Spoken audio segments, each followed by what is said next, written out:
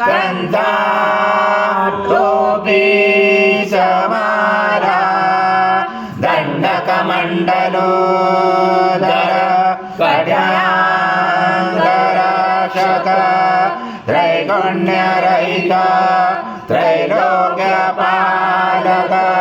विश्वनायक भक्तवत्सल कलियुगे श्री स्वामी समर्थ अवतारधारक पाहिमां ब्रह्मानन्दं परमसुखदं केवलं ज्ञानमूर्ति द्वन्द्वातीतं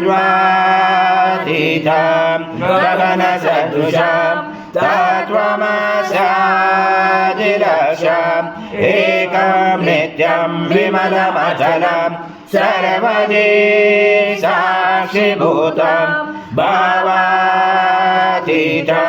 त्रिगुणरहितं सद्गुरुं तं नमामि गुरुर्ब्रह्मा गुरुर्विष्णु गुरुर्देवो महेश्वरा गुरुर्साक्षात् परब्रह्म तस्मै श्री गुरवे नमः।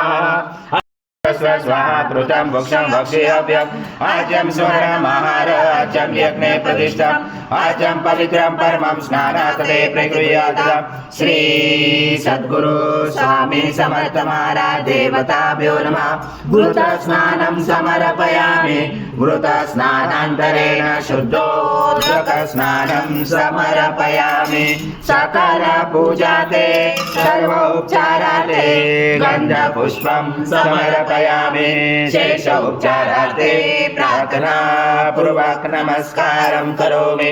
ओम त्रयातीता त्वं देहत्रयातीता त्वं कालत्रयातीता त्वं मूलाधारस्थितोऽसि नित्यं त्वं शक्तित्रयात्मका त्वं योगिनो ध्यायन्ति नित्यं त्वं ब्रह्मा सं विष्णु सं रुद्र सं इन्द्र सं अग्नि सं वायु सं सूर्य सं चन्द्रमा सं ब्रह्म भूर्भुवस्वरं गणादिपूर्वमुच्चार वनादितदनन्तरम् अनुस्वार परतरार्धेन्दुसितं तारेण रुचितम् एतत्त्वमनुस्वरूपं गकार पूर्वरूपम् अकारो मध्यमरूपम् अनुस्वार शान्तरूपं बिन्दुरुदरूपं नादसन्धानं सहिता सन्धि सहिता गणेश विद्या गणकरुषेण गायत्री छन्दा गणपति देवता।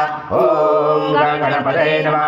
एकदन्ताय विद्महे वक्रतुण्डाय धीमहि तन्नो दन्ती प्रचोदयात्। एकदन्तं चतुर्हस्तं पाशमं कुशधारणं हरदं च वरदं हस्ते बिभ्राणं मुचकदचं रक्तं लम्बोदरं शूर्पकर्णकं रक्तवाससं।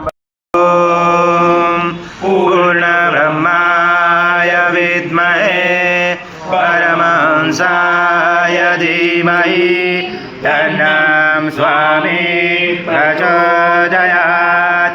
श्री सद्गुरु स्वामी समर्थ महाराज देवताभ्यो नमः। मन्त्रपुष्पाञ्जलि